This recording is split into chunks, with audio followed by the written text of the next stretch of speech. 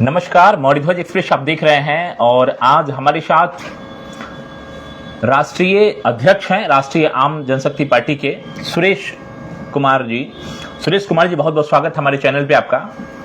सबसे महत्वपूर्ण मुद्दा अभी जिस प्रकार से ओछी राजनीतिक भाषाओं की मर्यादा जिस प्रकार से गिरती जा रही है, तमाम पहले से जिस प्रकार से आरोप लग रहे थे कि नहीं जाति को लेकर के लगातार तमाम उन्माद फैलाए जा रहे थे, लेकिन अभी की अगर बात करें तो जिस प्रकार से शब्द लोगों के पास इतने ओछे शब्द का लोगों ने इस्तेमाल करना शुरू कर दिया है। अभी सारिका पासवान को लेकर के आप देख रहे हैं, कैसे देखते हैं और क्या देख रहे हैं कि हमारा देश की दिशा और दशा कहां जा रही है?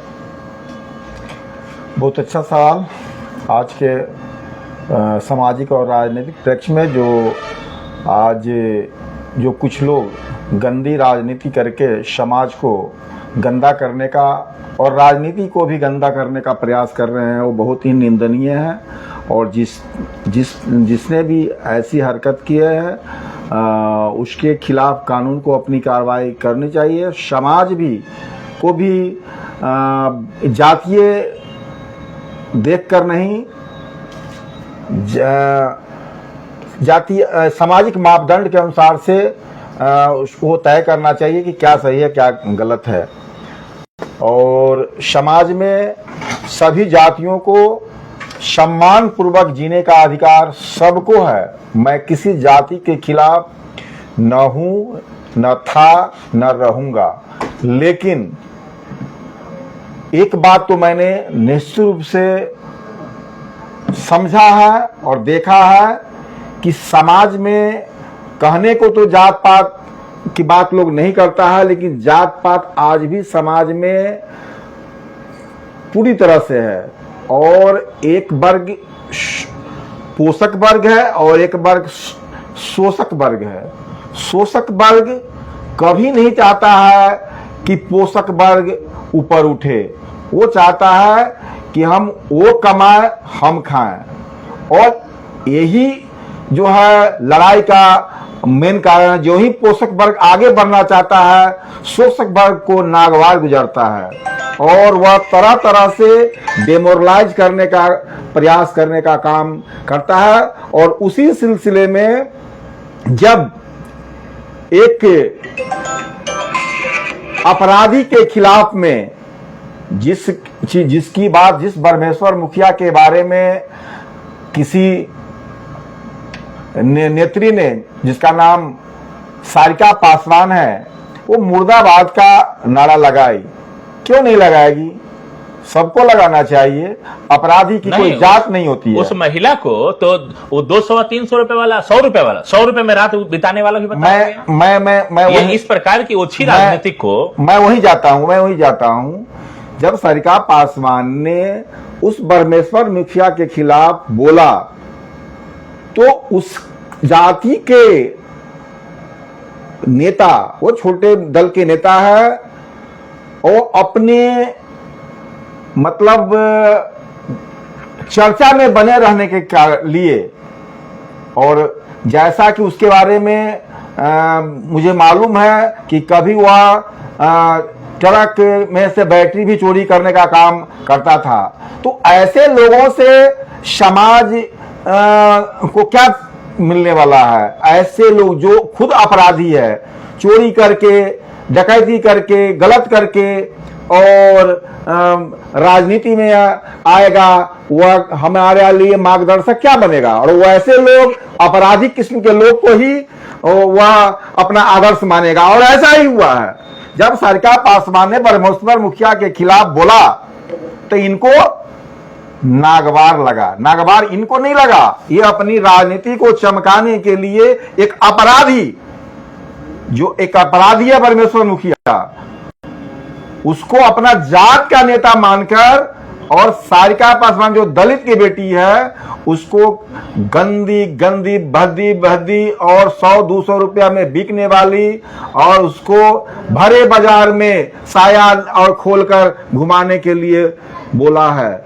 उस पर तो कड़ी से कड़ी कार्रवाई सरकार को करनी चाहिए और अविलंब गिरफ्तार करके जेल भेज देने का काम करना चाहिए। नहीं तो ये जो है दलित वर्ग अब कमजोर नहीं रहा, वो 90 का दौर खत्म हो गया हुआ। ये सब 90 के पहले चलता था निश्चित रूप से, और वही मानसिकता पनपना शुरू हो गया है। यही बात सारिका भी कह रही हैं कि अब 90 के दशक वाला दौर नहीं है कि 90 के दशक से पहले आप लोग जो करते थे अब वो होने वाला है। लेकिन सबसे बड़ा सवाल कि वास्तव में इस प्रकार की ओछी बातें करना, इसको ओछी बातें ही कहेंगे, गाली गलौज, अगर इतने स्तर की बात, आप निचले स्तर की बात अगर आप करना शुरू कर दिए हैं, तो जैसा कि आप कह रहे हैं कि नहीं राजनीतिक में उनको कोई जानता नहीं है, पहचान बनाने के इस प्रकार की ओछी राजनीति करना शुरू कर ताकि चर्चाएं बने रहें। बिल्कुल बिल्कुल बिल्कुल। क्या असर पड़ेगा 2025 के, अभी चूंकि विधानसभा चुनाव सर पे है, 2.5 से 3 महीने में लगभग लग रहा है कि विधानसभा चुनाव होना है, कितना असर डालेगा ये सब मुद्दा भी इस बार हावी रहेगा? बिल्कुल हवा बनेगा मुद्दा। यही नहीं, अब तो मतलब एक साथ 2 कांड हो गए, यूपी में भी और बिहार में भी। यूपी में पिछड़ा वर्ग के लोगों को जिस प्रकार से ब्राह्मणों ने कथा कहने पर, भागवत कथा कहने पर उसे बाल मुंडन करवाया और महिला के मूत्र से उसे शुद्ध करवाने का काम किया है, ये अपने आप में ये बहुत बड़े शर्म की बात है, शर्म से डूब मरने की बात है। नहीं, वहां तो योगी की सरकार है ना, वहां योगी की सरकार है, बिल्कुल निष्पक्ष तरीके से अगर कोई अपराधी होता है उसको बख्शा नहीं जाता है। बीजेपी के राज में इस प्रकार की घटनाएं हो रही है, उसके बाद अगर आपको इस प्रकार का बैठ कर बयान देना पड़ रहा है, कैसे देख रहे हैं वहां की स्थिति? क्या वो भी यूपी वाला भी कांड यहाँ हावी रहेगा? बिल्कुल। और लग रहा है आपको जो दलित है, महादलित है, आज इस बार जगेगा? आज के दौर में सभी वर्ग में चेतना आगे आ चुका हुआ है, सभी लोग सोशल साइड से जुड़े हुए हैं, सभी लोग सभी चीजों को सुन रहे हैं, देख रहे हैं अपनी आंखों से, और मूल्यांकन का काम शुरू हो गया हुआ है।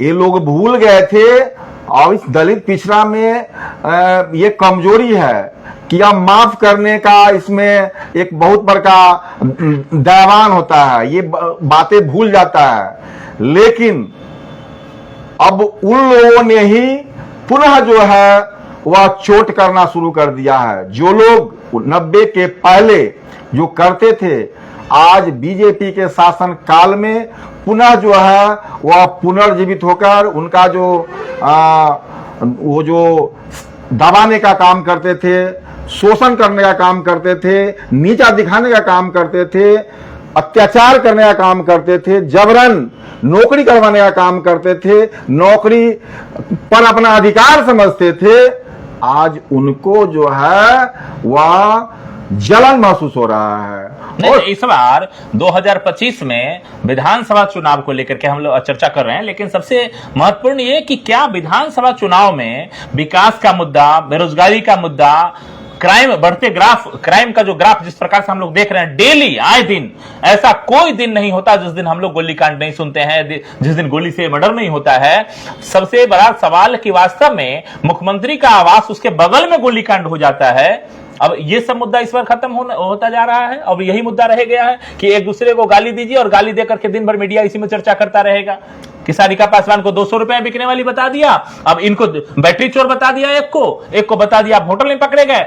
अब यही मुद्दा रह गया है बिहार में। अब मीडिया, मनुवादी मीडिया को इसी में मजा आता है, क्योंकि मनुवादी मीडिया भी चाहता है कि पिछड़ों का, दलितों का शासन न आए और सरकार में हिस्सेदारी वह मनुवादियों का बना रहे, और इसके लिए हर संभव मनुवादी मीडिया प्रयास करते रहता है। और मनुवादी मीडिया दलित पिछड़े नेताओं को नीचा दिखाने का कोई कोर कसर नहीं छोड़ता है जब भी मौका आता है। अभी मैं एक सिटी पोस्ट पर देख रहा था कि तेजस्वी यादव यूपी कांड पर छोटी सी प्रतिक्रिया दिया, कहा कि ऐसा नहीं होना चाहिए और ऐसे समाज के खिलाफ लोगों को आवाज उठाना चाहिए। तो उसने लालू यादव को जो गलत ढंग से पेश किया गया, भूरा बाल साफ करो, भूरा बाल साफ करो के मुद्दे से जोड़ दिया, जबकि लालू यादव ने कभी भूरा बाल साफ करो बोला ही नहीं है। ये तो मीडिया का उपज है, मनुवादी मीडिया के दिमाग की उपज है, भूरा बाल साफ करो। लालू यादव से बड़ा इस दुनिया में सामाजिक न्याय का देवता हो ही नहीं सकता है। चाहे आप यादव हैं, हो सकता है आप इस पर्पस से, चूंकि आपका जो पार्टी भी है लगातार उनके साथ हमने देखा, एक दो फोटो भी आपका लगा हुआ था तेज प्रताप जी के साथ, तो ऐसे में आप केवल आप अपना बचाव कर रहे हैं या वास्तव में इसमें निष्पक्षता के साथ कह रहे हैं कि वास्तव में इस प्रकार का जो मुद्दा है वो नहीं होना चाहिए? क्या लालू यादव जी ने जो बयान दिया है या उस समय उन्होंने बोला या नहीं बोला था? मैं तो एक बात और ही बताना चाहता हूं, मैं लालू यादव, मैं किसी पार्टी का ये नहीं बोल रहा हूं, मैं जो व्यक्तिगत रूप से लालू यादव के बारे में बोल रहा हूं। लालू यादव ने जो समाज के लिए, लालू यादव में लाख बुराइयां हो सकती है, मैं इनकार नहीं कर सकता हूं, हो सकता है, अब अपना अपना देखने का नजरिया है, लेकिन लालू यादव ने जो सामाजिक न्याय का नींव रखा, चाहे जाति कोई हो सकता है थोड़ी देर के लिए किसी को तकलीफ हो सकता है, जब परिवर्तन आता है तो लोगों को तकलीफ होना ही है, लेकिन सामाजिक न्याय मतलब सभी को एक जगह बैठाने का काम, सभी को न्याय दिलाने का काम, सभी को मान सम्मान दिलाने का काम किसी ने किया है धरती पर, तो लालू यादव ने किया है, इसको कोई इनकार नहीं कर सकता है, चाहे पक्ष हो या विपक्ष हो। पहले था कि लगातार लोग जब चलते थे तो भूमिहार और ब्राह्मण का जब दरवाजा रहता था तो ऐसे जगह से चप्पल हाथ में लेकर के जाता था लोग, और तमाम आवाज नहीं उठा पाता था, बैठने के लिए नीचे बैठता था लोग। अब इनको जगाने का काम जिस प्रकार से किया, हालांकि सारिका जो पासवान है वो इन बातों को याद भी करा रही है, लेकिन उसके बाद भी सबसे बड़ा सवाल हमारा, चूंकि हमारे जितने दर्शक जुड़े हैं, आप भी अपना कमेंट के माध्यम से सवाल भेजते रहिए कि वास्तव में क्या लग रहा है इस बार 2025 का जो चुनाव है ये इसी पे ब्राह्मण और हरिजन पे लड़ा जाएगा, या वास्तव में इस बार 2025 में विकास के मुद्दों की भी कुछ बात होगी, या पार्टी सिर्फ आम जनता को इसी प्रकार से गुमराह करके चुनाव समाप्त हो जाएगा? ऐसे ही इस मुद्दा पे उस मुद्दा पे जो बेसिक मुद्दा है वो भटकाने का प्रयास किया जा रहा है।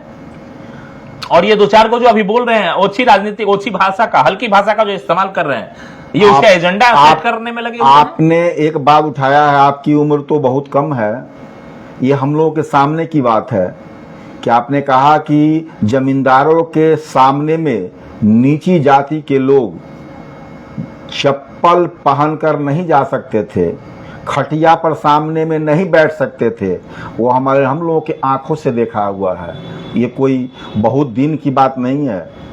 आज से हमारी उम्र अभी 56-57 वर्ष है, आज से 50 वर्ष पहले मैं देखा हूं, 40-50 वर्ष पहले तो ये हालात थे समाज के। नहीं, वो चीज लालू यादव याद भी कराते हैं कि जो लोग भूल गए हैं अपने बाप और दादा से जाके पूछो कि वास्तव में क्या स्थिति था उस समय, और अभी जो तुमको बोलने का अधिकार है वो किसने दिया। हालांकि मीडिया को लेकर के लगातार सवाल तो उठते ही रहे हैं, और मीडिया 100% निष्पक्षता से सारा काम करे, इसको लेकर के हम भी सभी मीडिया के बारे में तो नहीं कह सकते हैं, लेकिन ज्यादातर मीडिया आजकल ऐसे ही है। बड़ा सवाल कि वास्तव में बिहार में अभी 2025 का विधानसभा चुनाव होना है, लेकिन इस चुनाव को लेकर के तमाम जो बड़े मुद्दे हैं, जो बेसिक मुद्दे हैं, कि वास्तव में बेरोजगारी को लेकर के सवाल उठना चाहिए था, बढ़ते क्राइम को लेकर के सवाल उठना चाहिए था कि आखिर 20 साल नीतीश कुमार के रहने के बाद भी आज 20 रुपए में भोजन देने की बात हो रही है, राशन देने की बात हो रही है, फ्री में राशन उपलब्ध कराया जाएगा। आखिर इस प्रकार से लाचार लोगों को बनाया कौन? इतना दिन से अगर सरकार आपकी है। दूसरा, अपराध जिस प्रकार से आप कहते थे कि करप्शन से किसी प्रकार का कोई कंप्रोमाइज नहीं किया जाएगा, क्राइम से किसी प्रकार का कोई कंप्रोमाइज नहीं किया जाएगा, लेकिन आज अगर देखा जाए तो क्राइम का ग्राफ हमको लग रहा है इंडिया में सबसे ज्यादा बिहार का ही है। बिल्कुल। और सामाजिक रूप से किसी को अपमान करना भी किसी क्राइम से कम नहीं है, यह सबसे बड़ा क्राइम है।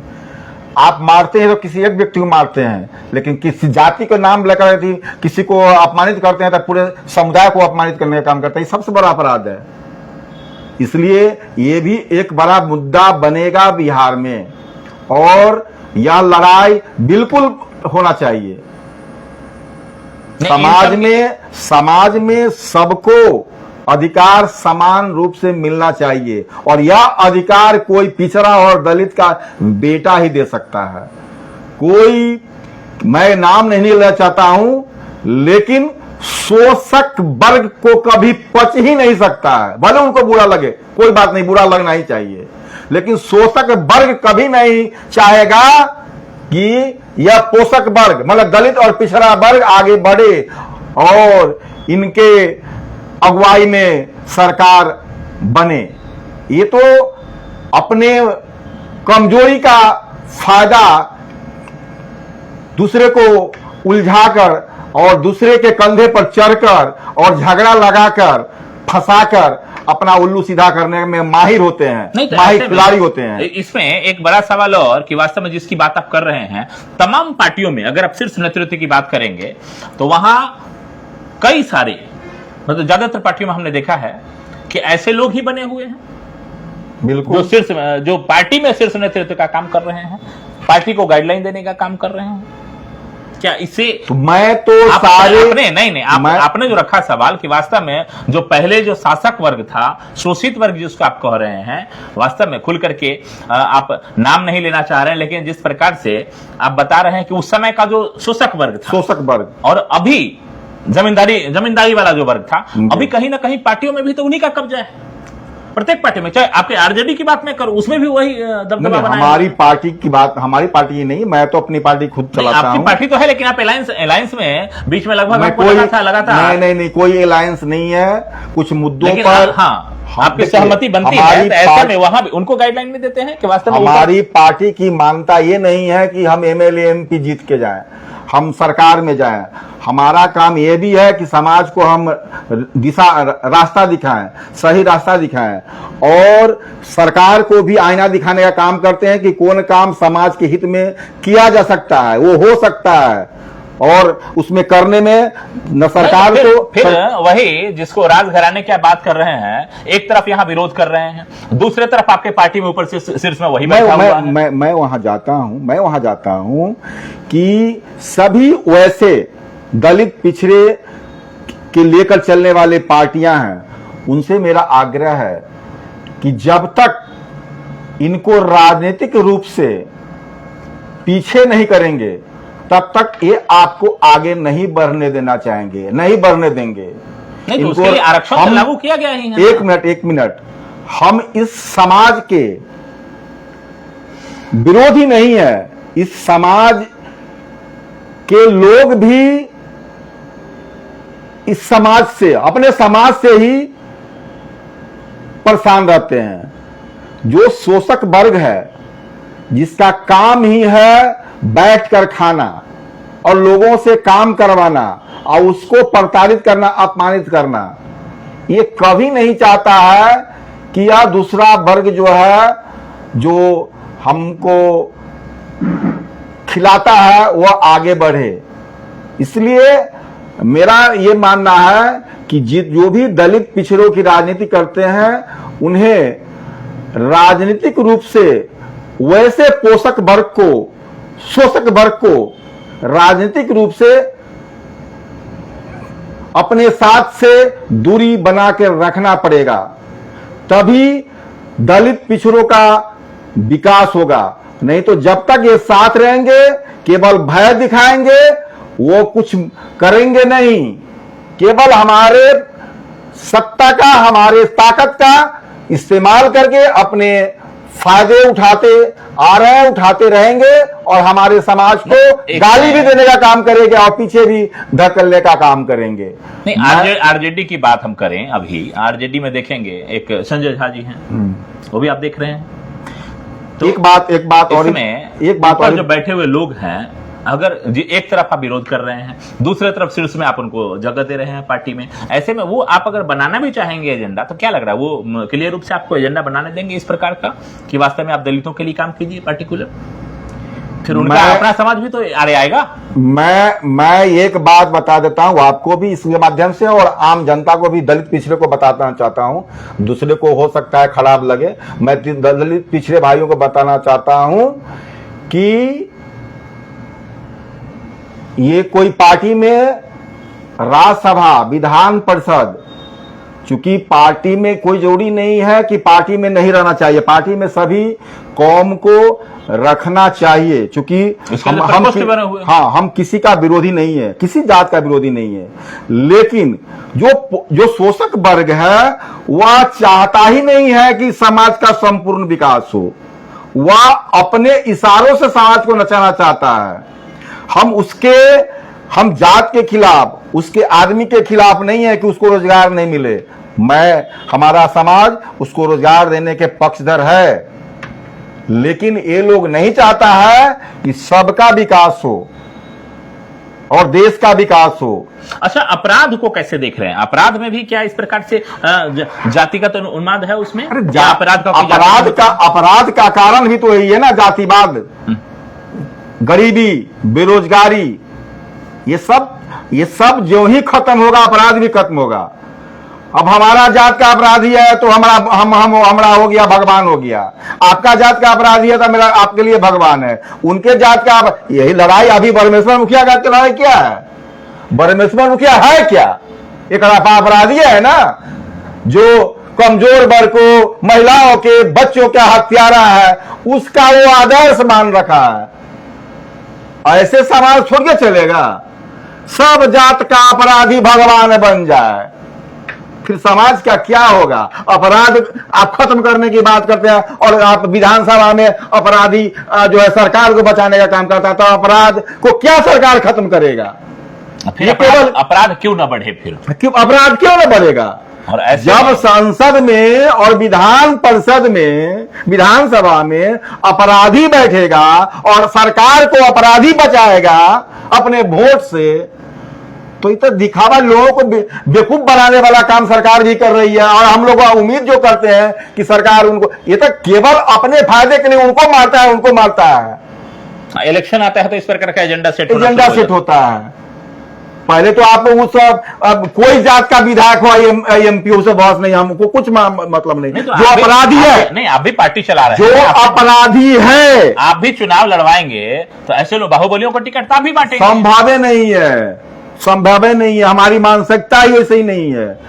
अपराधी किस्म का हमारे आसपास आप देखेंगे ही नहीं कि कोई अपराधी किस्म का आदमी मैं पसंद ही नहीं करता हूं। अच्छा, तेज प्रताप जी से आपकी हम देखा है कि बातचीत हुई है, उनको ये सब सलाह नहीं दिए हैं? तेज प्रताप यादव जी, अभी उनको परिवार से भी लोगों ने निकाल दिया। नहीं, देखिए, समाज का भी एक मापदंड होता है। ठीक है, वो व्यक्तिगत रूप से, निश्चित रूप से बहुत अच्छा आदमी है, मैं प्रशंसक हूं, बहुत अच्छा आदमी है, और आम आदमी के लिए, आम आदमी के साथ खड़ा रहने वाला आदमी है। लेकिन समाज का भी एक मापदंड होता है, और समाज के मापदंड को तोड़िएगा तो हम हो या आप हो, थोड़ा तकलीफ हमको भी हो सकता है और आपको भी हो सकता है, लेकिन आप बड़े ओहदे पर बैठकर समाज के मापदंड को नहीं तोड़ सकते हैं, और तोड़िएगा तो आपको सजा भुगतने के लिए तैयार रहना होगा। मान रहे कि उन्होंने इस मापदंड को तोड़ा, और उसके बाद जिस प्रकार से लालू यादव के परिवार ने उनको अलग किया, वास्तव में एक मैसेज, बहुत बड़ा संदेश है ये। ऐसे ही तमाम सवालों को लेकर के लगातार हमारी चर्चाएं ऐसे ही जारी हैं, लेकिन सबसे महत्वपूर्ण कि विधानसभा चुनाव अभी सर पे है, और इस प्रकार से तमाम पार्टियां, हम लोग देख रहे हैं कि छोटा छोटा पार्टी जो अभी पैदा हुआ है ना, अब वो सब अपने आप को ब्रांडिंग करने के लिए कैसे वो छाए रहे, जिसको लेकर के इतने हल्के शब्दों का इस्तेमाल कर रहा है जो कहीं से भी समाज के लिए उचित नहीं है। इसलिए तमाम जो पार्टी है या जो नए नए नेता अपने आप को चमकने का प्रयास करें तो मेहनत करके चमकिए। इस प्रकार से ओछी राजनीति करके अगर चमकने का प्रयास करेंगे तो इसका जो परिणाम होगा दुष्परिणाम ही होगा। परिणाम अच्छा तो नहीं होगा, दुष्परिणाम ही साबित होगा। लेकिन इन सब के बीच 2025 का चुनाव तमाम मुद्दों पर लड़ा जाना चाहिए, जो हमारे चैनल के माध्यम से हम लोग प्रयास करेंगे कि जो वास्तव में बेसिक मुद्दे हैं उन बेसिक मुद्दों पे ही चुनाव लड़ा जाए, तो वास्तव में हमारे समाज का, बिहार का कल्याण हो सकता है और देश का कल्याण हो सकता है। बहुत बहुत धन्यवाद हमारे चैनल से बात करने के लिए सुरेश कुमार जी। और राष्ट्रीय आम जनशक्ति पार्टी जिस प्रकार से लगातार पहले भी हमने देखा और आपके साथ हमने जब इंटरव्यू किया काफी अहम मुद्दे लेकर के आप भी आते हैं और हम भी प्रयास करते हैं कि वास्तव में समाज के हितों को लेकर के कुछ सवाल किए जाए, जिससे वास्तव में इस देश का, हमारे बिहार का, राज्य का भला हो सके। इसको लेकर के लगातार हमारी चर्चाएं जारी हैं और जिस प्रकार से लगातार हमारे जो दर्शक हैं काफी संख्या में देख भी रहे हैं और काफी सारे लोग लाइक भी करते हैं। चलते चलते एक सवाल, चूंकि हमने लगातार और अभी हालांकि मुहिम की तरह हम इस सवाल को ले रहे हैं, जिला अधिकारी मुजफ्फरपुर, एसडीओ मुजफ्फरपुर, उनका एक बयान भी है मैठी टोल को लेकर के, जो पहले तो हटवाया गया, बिना किसी गाइडलाइन का पुनः उसको लगा दिया गया। हमने उप मुख्यमंत्री विजय कुमार सिन्हा, जो मुजफ्फरपुर जिला के प्रभारी मंत्री हैं, उनसे भी बात किया। मुजफ्फरपुर के सांसद सह भारत सरकार के जल शक्ति मंत्री हैं, उनसे भी हमने सवाल किया। लेकिन इन सब के बाद भी सब लोगों ने सिर्फ और सिर्फ बात कहा है और अवैध उगाही अभी भी मुजफ्फरपुर में जारी है। कैसे देखते हैं इसको? सबसे बड़ी बात मैं आपको बताना चाहता हूं कि आपके सोच से हमारे सोच में कहीं तालमेल नहीं खाता है। मैं तो टोल प्लाजा को ही गलत मानता हूं। जब एक गाड़ी वाला गाड़ी खरीदता है तो सारे टैक्स भुगतान करके ही गाड़ी खरीदता है। फिर ये टोल प्लाजा टैक्स क्यों लिया जाता है? अगर आपको टैक्स ही का शौक लेना है तो उसी में और ऐड कर दीजिए, कोई बात नहीं है, लोग दे ही रहा और दे देगा। लेकिन टोल टैक्स मतलब एक अपराधी को जन्म दे रहे हैं। टोल टैक्स जो पहले होता था, एक ठेकेदारी तय करता था। ठेकेदारी क्या है? सब ठेकेदार क्या है? सब अपराधी किसी को लोग ठेकेदारी करते हैं। टोल प्लाजा क्या है? जो बड़े बड़ा गुंडा है, अपराधी है, मावाली है, वो लोग जो है टोल टैक्स चलाता है, उसके पैसे लगते हैं। तो एक तरफ आप कहते हैं कि हम अपराध को खत्म करेंगे। एक दुआ है जिनका कंपनी है toll, skylark infra engineering private limited company है। इसके जो एमडी हैं, हालांकि दो लोग हैं, लेकिन उसके साथ साथ जो इसके दुआ जी हैं, एक डीके दुआ या कोई दुआ है, उन दुआ मेजर रैंक से रिटायर्ड है। डॉक्टर एक दुआ है या क्या दुआ है, कंफर्म नाम हम बताएंगे, लेकिन दुआ जी हैं वो। उनका प्रधानमंत्री जी के साथ एक चमचमाता हुआ फोटो लगातार उनके सोशल साइट पे लगा हुआ है और उसके बाद लगातार उन फोटो का इस्तेमाल करके क्या लग रहा है कि उसमें अगर हम जो मुहिम चला रहे हैं, क्योंकि हालांकि हम तो एक को अवैध मान रहे थे और आप दोनों को अवैध बता रहे हैं कि टोल ही अवैध है, टोल ही अवैध। लेकिन टोल हम लोग मान रहे थे कि स्टेट हाईवे का अगर गजट निकाल करके अगर आप ले रहे हैं तो चलिए ठीक है, उसका कहीं ना कहीं सरकार को फायदा हो रहा होगा। लेकिन स्टेट हाईवे जहां से कोई गाइडलाइन नहीं है, नितिन गडकरी चिल्ला चिल्ला के कह रहे हैं कि वास्तव में हमारा अधिकार सिर्फ एनएचएआई पे है, एनएच पर है, स्टेट हाईवे पे या दूसरे अन्य किसी सड़कों पे नहीं है। लेकिन यहां मैठी का टोल जो है, इससे पहले विवादों में रहा, उसको जिला प्रशासन ने हटाया भी, लेकिन उसका पुनः उस पर लगा दिया बिना किसी चिट्ठी या पत्रिका। तो जहां पर सरकार ही अपराधी का संरक्षण करता होगा, फिर आपकी और हमारी बातों को और जनता की बातों को कौन सुनेगा? जहां से पैसे उगाही होते हो और वहां पहुंचते हों तो उसका हाल यही होगा। इसका एक ही उपाय है कि अगर गलत होता है तो हमें या आपको या जिनको भी नुकसान हो रहा है वह सीधा न्यायालय में जाए और जाना चाहिए। और इसको जो है आरटीआई के तहत जो है इसकी जानकारी भी प्राप्त करना चाहिए। नहीं, जानकारी तो पूरा है, चिट्ठा भी है। 1289 जिला अधिकारी ने लेटर निकाला, 1289 उनका पत्रांक है जो हमारे पास भी उपलब्ध है।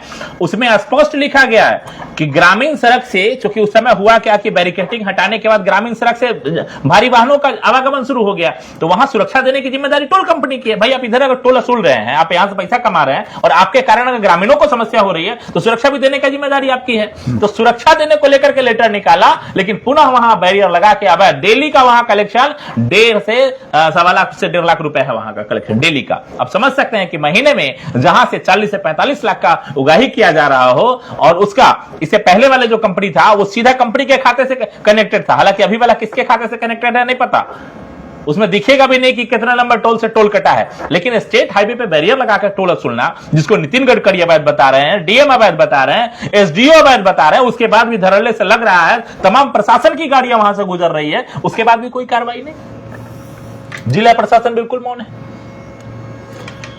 तो उप मुख्यमंत्री से हमने सवाल किया, उप मुख्यमंत्री कहे कि डीएम साहब देख लेंगे। अब डीएम साहब क्या आदेश देंगे? अभी तक ना तो कोई आदेश निकला है, धरल्ले से वैसे उगाई जा रही है। चुप रहने का, कार्रवाई नहीं करने का एक ही कारण होता है कि उगाही का पैसा नीचे स्तर से लेकर ऊपर स्तर तक जाता है। और अगर ये पैसा देना बंद कर देगा तो देखिए आपको, जो जहां पर सही भी काम होगा वहां भी कार्रवाई होगा। गलत कार्रवाई तो दूर की बात है, अगर ये पैसा देना बंद कर दे, चूंकि टोटल काम ही अवैध उगाही है, टोल प्लाजा ही अवैध होता है ये।